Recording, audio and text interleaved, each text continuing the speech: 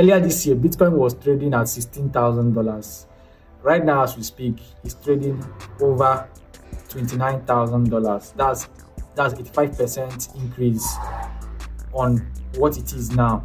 If you had invested $100 when it was at 16K, you'll be having $185. If you had invested $1,000, you'll be having $1,850. If you had invested $10,000, you'll be having $18,500. Imagine what would happen if you had invested $100,000.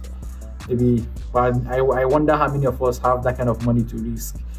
Now, we all agree that Bitcoin has more than 75% dominance on all altcoins. That is to say that for any altcoin, or for altcoins to fall down or rise up, Bitcoin needs to first of all take the lead.